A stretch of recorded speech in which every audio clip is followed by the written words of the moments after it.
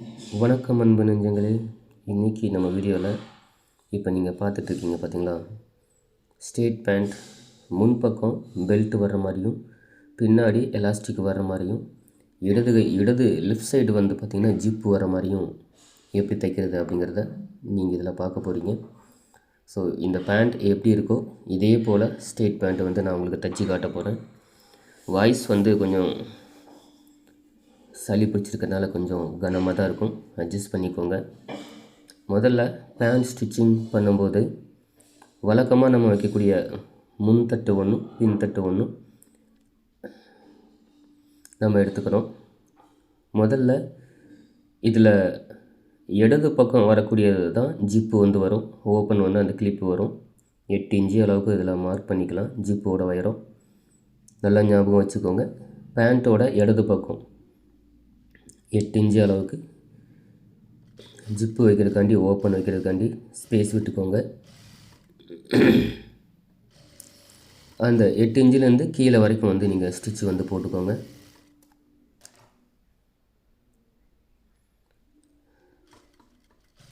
இது வரைக்கும் நம்மளுடைய அந்த ஸ்ட்ரெயிட் பேண்ட் ஸ்டிச்சிங்கில் வந்து கிட்டத்தட்ட ஒரு 2-3 வகையாக நான் ஸ்டிச்சிங் வீடியோ நான் போட்டிருக்கேன். ஸோ அதில் அந்த எல்லாத்துக்கும் மாறுபட்ட வகையில் இந்த ஒரு ஸ்டிச்சிங் அளவு வந்து இருக்க போகுது. இந்த அளவுனா இந்த ஸ்டிச்சிங்கோட அமைப்பு சொல்கிறேன். இப்போது ஜிப்போட அமைப்பை நம்ம வந்து பதிச்சுக்கலாம். ஏற்கனவே நம்ம கேப் விட்ருக்கோம் இல்லையா, 8 இன்ச்சு அளவுக்கு கேப்பு, அதே போல் அந்த கேப்லேயே வந்து நம்ம வந்து ஃபிக்ஸ் பண்ணிக்கலாம். நான் இன்னர் ஜிப்பு தான் இதுக்கு வந்து வைக்கிறேன். இன்னர் ஜிப்பு வைக்கும்போது சிங்கிள் மிதி மாற்றி வைங்க. ஸோ ரொம்ப அனுபவம் இருந்ததுன்னா அவங்க அப்படியே வந்து ஸ்டிச் வந்து பண்ணலாம். அப்படி அனுபவம் இல்லாத பட்சத்தில் நீங்கள் சிங்கிள் மிதி மாற்றி வைங்க. ஸோ நான் வந்து நார்மல் மிதியிலேயே வந்து இதை ஃபிக்ஸ் பண்ணிடுறேன். அதுக்கப்புறமா இந்த ஜிப்பை வந்து நம்ம 2 பக்கமும் நல்லா படிமானம் கொடுத்து தைச்சிட்டு இந்த ஜிப்போட விளிம்பு பகுதி இருக்கு இல்லையா, அதை வந்து நம்ம துணி கொடுத்து எம்மிங் பீஸ் கொடுக்குற மாதிரி வந்து பக்கா பண்ணிடணும்.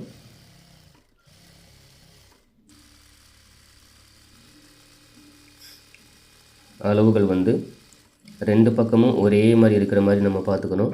அதாவது சில நேரங்களில் நம்ம ஜிப்பு வைக்கும்போது ஒரு பக்கம் அதிகமாகவும் ஒரு பக்கம் கம்மியாகவும் ஜிப்பை வந்து நம்ம மாற்றி வந்து வச்சுடுவோம். இது கவனிக்காமல் விடுற நேரத்தில் வந்து சில பேருக்கு வர்றதுக்கு வாய்ப்பு இருக்குது. ஸோ ஜிப்பு வந்து ஃபிக்ஸ் பண்ணிவிட்டு அதுக்கப்புறமா சின்னதாக ஒரு துணி கொடுத்து அதை வந்து அந்த பட்டியை அடித்து திருப்பிக்கணும். இல்லாட்டி ஜிப்போட விளிம்பு பகுதி பார்த்திங்கன்னா ரொம்ப பிசுரோடு வந்து வெளியே தெரியும். அது தெரியாமல் இருக்கிறதுக்கு உள்பக்கமாக துணி மடித்து வெளிப்பக்கமாக அதை வந்து திரும்பவும் மடித்து எம்மிங் பீஸ் கொடுக்குற மாதிரி வந்து கொடுத்துட்டா அந்த ஜிப்போட அமைப்பு வந்து பக்காவாயிடும். பிசுறு வராது, எதுவுமே வராது. ஏன்னா நம்ம இதில் ஜிப்பு வந்து வைக்கிறோம் அப்படிங்கும்போது அதுக்கு மேலே நம்ம ஓவர்லாக் வந்து போட முடியாது. ஸோ அதனால் வந்து இந்த மாதிரி வந்து அதை பக்கா பண்ணிக்கிறது நல்லது. பக்கானா பிசுறு தெரியாமல் மடித்து தைச்சிக்கிறது நல்லது.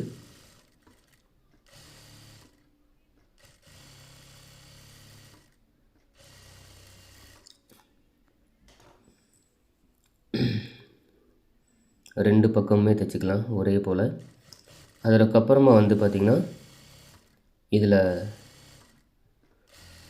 ஜிப்போட ஓப்பன் பகுதி கொஞ்சம் அதிகமாக இருக்குது. 8 இன்ச்சு வரைக்கும் நம்ம ஓப்பன் வச்சுருக்கோம் அப்படிங்கும்போது ஸோ இது லேடிஸ் இது வந்து யூஸ் பண்ணாங்கன்னா கண்டிப்பாக சில நேரங்களில் வந்து அந்த ஜிப்பு பகுதியில் வந்து உடம்பு தெரியறதுக்கு வாய்ப்பு இருக்குது. அதனால் ஒரு பக்கம் மட்டும் சின்னதாக அவுட்லைன் பட்டி மாதிரி ஒன்று கொடுத்து அந்த ஓப்பனை வந்து கொஞ்சம் வந்து பிளாக் பண்ண போகிறோம். அந்த பட்டியோட அமைப்பு இப்போ தைச்சிக்கிட்டு சின்னதாக அட்லீஸ்ட் ஒரு 1-1.5 இன்ச்சுக்கு உள்ளார ஒரு சின்னதாக பட்டி ரெடி பண்ணி அதை ஒரு சைடு வச்சு தைச்சிட்டோம்னா ஆட்டோமேட்டிக்காக அதை வந்து பிளாக் ஆகிடும்.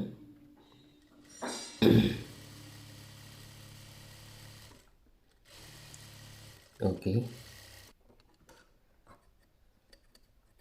இப்போ பார்த்திங்கன்னா உங்களுக்கு ஓப்பன் வந்து நல்லா வந்து வந்திருக்கும், மேல் பக்கமும் வந்திருக்கும். ஸோ யூஸ்வலாக நம்ம ஸ்ட்ரெயிட் பேண்ட் நம்ம ஜிப்பு வச்சோம்னா பாக்கெட்டுக்கு மட்டும் தான் வைப்போம். பட் இதில் வந்து பார்த்திங்கன்னா சில நேரங்களில் இந்த மாதிரி அமைப்பு வரும்போது உங்களுக்கு எந்த பக்கம் இந்த மாதிரி ஓப்பன் வைக்கிறது அப்படி கொஞ்சம் டவுட்டு வந்து வரலாம். அதாவது இந்த ஜிப்போட ஓப்பனை நான் சொல்கிறேன். இது மோஸ்ட்லி வந்து பார்த்திங்கன்னா ரெடிமேட் ஸ்டைல் உள்ள பேண்ட்டில் தான் இந்த மாதிரிலாம் வந்து வரும். ஸோ அதை வந்து நீங்கள் கணிச்சிட்டிங்கன்னா உங்களுக்கு வந்து ஈஸியாக வந்து தைக்கிறதுக்கு உங்களுக்கு வாய்ப்பாக இருக்கும். தைக்கிறதுக்கு முன்னாடி அதே போல் வேணும் அப்படின்னா இந்த மாதிரி ஷாம்பிள் அவங்க கொடுத்துருந்தாங்கன்னா பரவாயில்ல. இந்த ஷாம்பிள் எப்படி இருக்கோ அதே மாதிரி நம்ம பண்ணிடலாம். அப்படி இல்லாத பட்சத்தில் ஒரு ரெடிமேட் பேண்ட் இருந்ததுன்னா அதை நீங்கள் பார்த்து அதே போல் வந்து நீங்கள் தைக்க ஃபாலோ பண்ணிக்கலாம். பாருங்கள், இந்த மாதிரி ஒரு பக்கம் ஜிப்பை வந்து கவர் பண்ணிக்கிறோம்.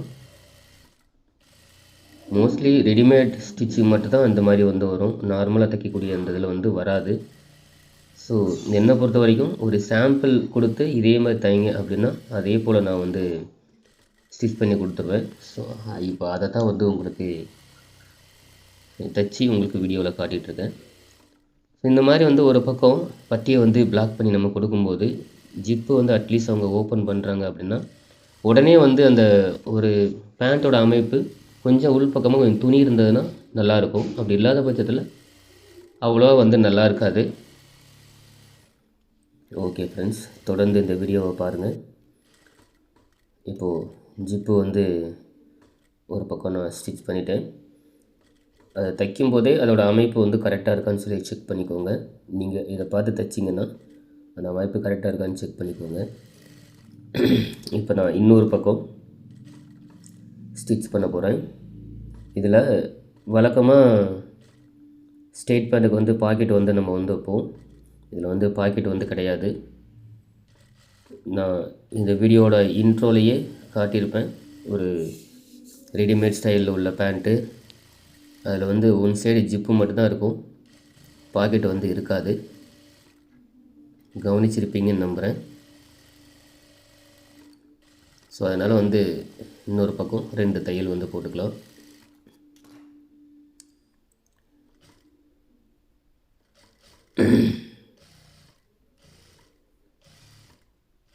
ஓகே, இப்போது கீழே வந்து பாட்டம் மடித்து விட்டுக்கலாம். அது உயரத்துக்கு ஏற்ப நம்ம எந்த அளவுக்கு விட்டுருக்கோமோ அந்த அளவுக்கு பாட்டம் வந்து மடித்து விட்டுக்கலாம்.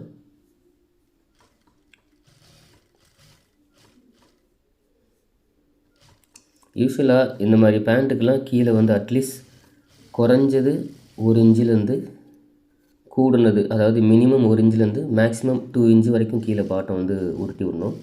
அப்போ தான் இந்த பேண்ட்டோட அமைப்புக்கு பார்க்குறதுக்கு வந்து நல்லாயிருக்கும்.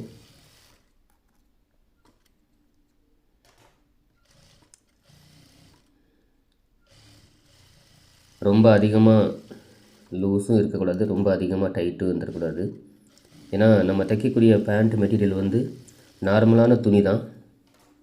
ஸோ பேசிக்காக மெட்டீரியல் வர்றது ஸோ யூஸ்வலாக வரக்கூடிய அந்த சுடிதார் டைப்புக்கு உண்டான மெட்டீரியல் தான் அவங்க கொடுப்பாங்க. ஸ்ட்ரெயிட் பேண்ட்டுக்கு உண்டான மெட்டீரியல் அவங்க கொடுக்க மாட்டாங்க. தேவைப்படும் பட்சத்தில் நம்ம வாங்குகிற மாதிரி இருக்கும். இது நான் எதனால் இதை வலியுறுத்தி சொல்கிறேன்னா, டைட்டாக நம்ம வந்து பேண்ட் யூஸ் பண்ணணும் அப்படின்னா அது வந்து ஸ்ட்ரெச் மெட்டீரியலாக இருக்கணும். அப்படி இல்லாத பட்சத்தில் கொஞ்சம் லூஸாக தான் அதை வந்து நம்ம வடிவமைப்பு பண்ணணும். ஓகே, இப்போ வந்து யூஸ்வலாக நம்ம என்னென்ன செய்யணுமோ அந்த வழிமுறைகள்லாம் நம்ம தைச்சாச்சு. இன்னொரு பக்கமும் பாட்டம் உருட்டிக்கலாம்.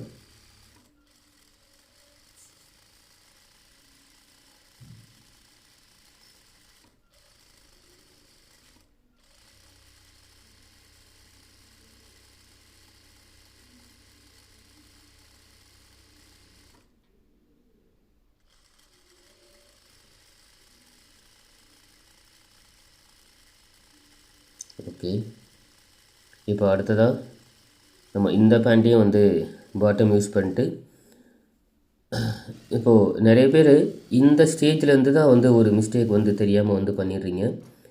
ஏன்னா நம்ம ஸ்ட்ரெயிட் பேண்ட் தைக்கும்போது அது வந்து 2 சைடுமே ஜாயின் பண்ணி ஒரு பக்கம் ஜாயின் பண்ண அந்த பீஸை அவுட் பண்ணி திரும்பவும் இன்னொரு பக்கம் இருக்கக்கூடிய அந்த இடத்துல வந்து நம்ம உள்ளே விட்டு அதுக்கப்புறமா வந்து அது இடுப்பு பகுதியை, அதாவது பின்னாடி அந்த யோக் பகுதி இருக்கு இல்லையா, அந்த 2ஐயும் அந்த ரவுண்ட் ஷேப்பில் தான் நம்ம வந்து ஜாயின் பண்ணணும். முதல்ல யோக் வந்து ஜாயின் பண்ணிவிட்டு அது வந்து சைடு மூலிமா ஜாயின் பண்ணோம்னா அது அந்த அளவுக்கு வந்து ஃபினிஷிங் வந்து இருக்காது. அதாவது யோக் பகுதியை எப்போவுமே ரோலிங்கில் தான் ஜாயின் பண்ணணும்.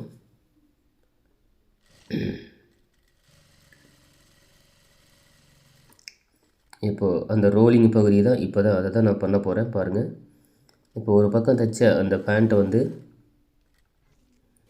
வெளிப்பக்கம் இப்படி திருப்பிக்கலாம். திருப்பி திருப்பாமல் இருக்கக்கூடிய அந்த பகுதிக்குள்ளே இந்த காலை வந்து விட்டுக்கலாம். அதுக்கப்புறமா இந்த இடுப்பு பகுதி யோக் பகுதியை வந்து ரோலிங்கில் ஜாயின் பண்ணிக்கலாம்.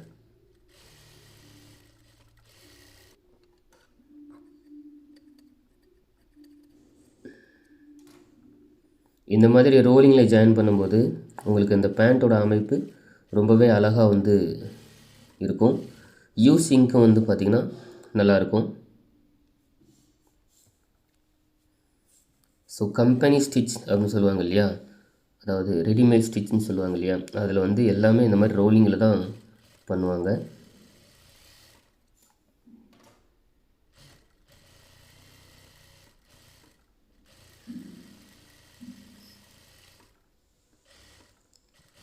இந்த மாதிரி தைக்கும்போது 2 பக்கமும் ஒரே மாதிரி ஒரே அளவில் மெட்டீரியல் வர மாதிரி பார்த்துக்கோங்க.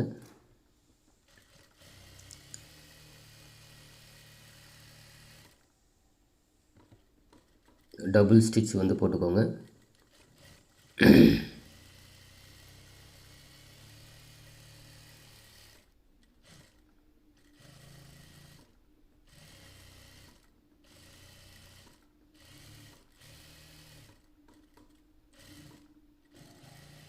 இந்த மாதிரி டபுள் ஸ்டிச் போட்டிங்கன்னா இந்த பேண்ட்டோட அமைப்பே வந்து நல்லாயிருக்கும்.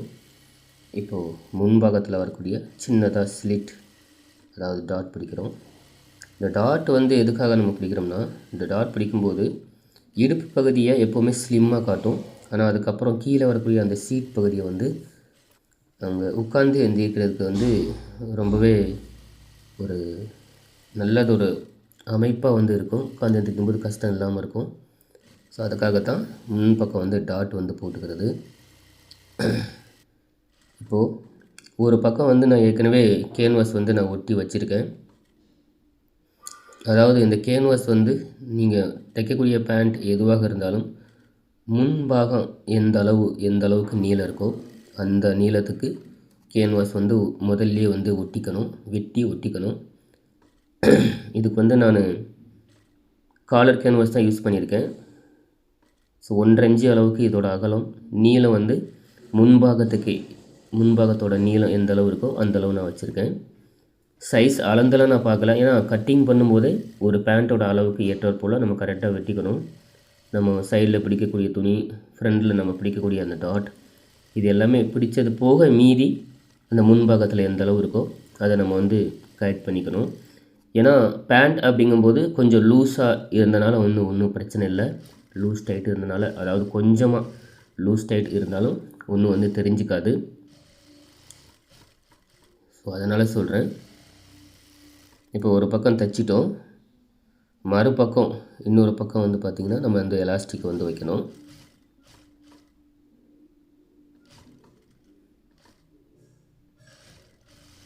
பார்த்திங்கன்னா இந்த மாதிரி முதல்லையே மடித்து வந்து அந்த பட்டியை வந்து படிமானம் கொடுத்து தைச்சிக்கணும்.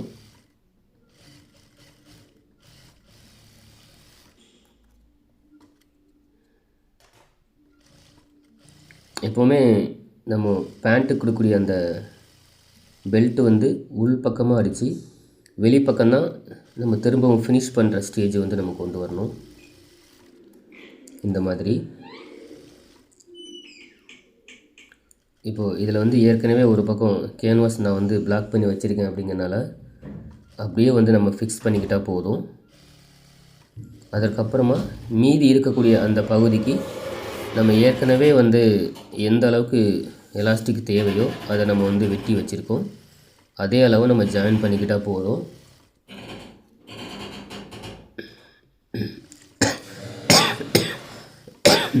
பாருங்கள், ஸோ இந்த ஸ்டேஜில் நம்ம வந்து திரும்பி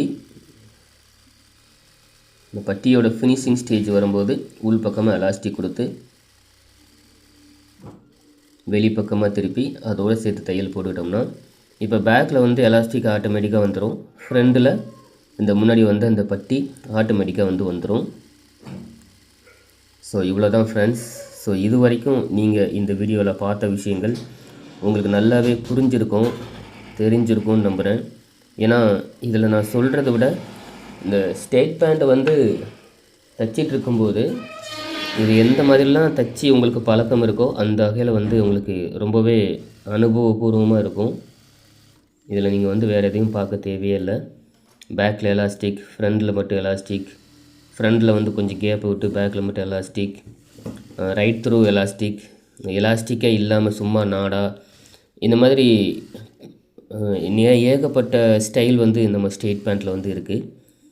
எல்லா ஸ்டைலையும் விட ஸோ அதில் ஒரு ஸ்டைல் தான் வந்து இது இப்போ நான் உங்களுக்கு தைச்சி காட்டிகிட்ருக்கிறேன்.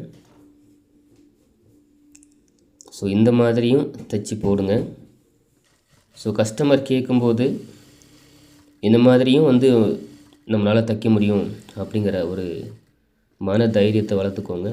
நீங்களும் இதே போல் செயல்பட்டு இந்த மாதிரி தைச்சி கொடுத்து நல்ல பேர் வாங்குங்க. ஸோ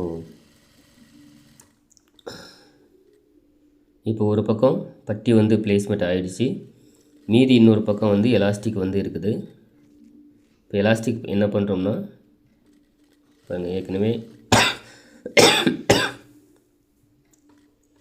மடித்து விட்டு எடுக்கக்கூடிய அந்த ஜிப்பு பகுதியிலேருந்து நேராக வந்து ஒரு தையல் போட்டுக்கலாம். இப்போ இதிலேருந்து எலாஸ்டிக்கோட அமைப்பு எப்படி வருதுன்னு பாருங்கள். அந்த அமைப்பை அப்படியே மாறாமல் இப்படி நேராக கொண்டு வந்து பாருங்கள், திரும்பிடக்கூடாது. எலாஸ்டிக்கு இப்படி நேராக கொண்டு வந்து அப்படியே பட்டியோட மடித்து அதை வந்து ஸ்டிச் வந்து பண்ணணும். பார்த்திங்களா, இந்த மாதிரி தான். ஸோ இது தைக்கும்போது என்ன தான் கொஞ்சம் சிரமமாக இருக்குது அப்படின்னாலும் கூட தைச்சி முடித்த பிறகு இது வந்து அமைப்பு ரொம்பவே நல்லாயிருக்கும்.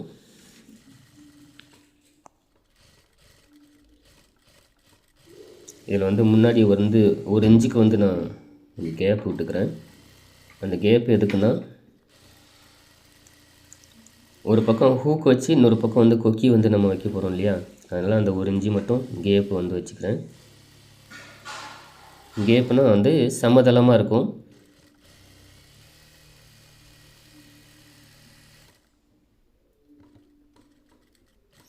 எலாஸ்டிக் வந்து நல்லா உருவி விட்டு வந்து ஸ்டிச் பண்ண பாருங்கள். ஏன்னா சில நேரங்களில் வந்து ஒரு தையல் குத்து வந்து எலாஸ்டிக் மேலே பட்டாலும் இந்த எலாஸ்டிக் வந்து முழுமையாக வந்து நல்லா வராது. அதனால் அந்த மாதிரிலாம் இல்லாமல் பார்த்துக்கோங்க.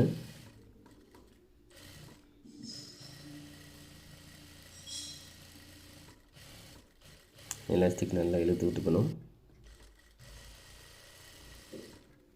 ஒன்ஸ் இதை வந்து பதிக்கிற வரைக்கும் தான் இந்த கொஞ்சம் சிரமமாக இருக்கும். பதிச்சு முடிச்சாச்சுன்னா ரைட் த்ரூ ஃபுல்லாக இழுத்து விட்டுட்டு சென்டரில் ஒரு தையல் போட்டோம்னா முடிஞ்சு.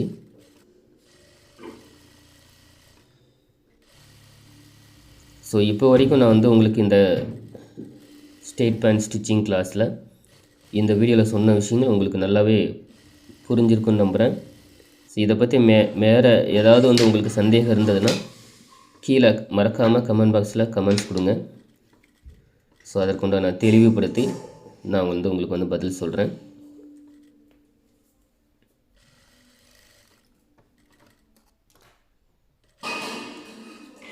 ஓகே, அவ்வளோதான். இப்போ இந்த அளவு தைச்சிட்டு இதற்கப்புறமா வந்து நல்லா வந்து எலாஸ்டிக்கை வந்து இழுத்து விட்டுக்கணும்.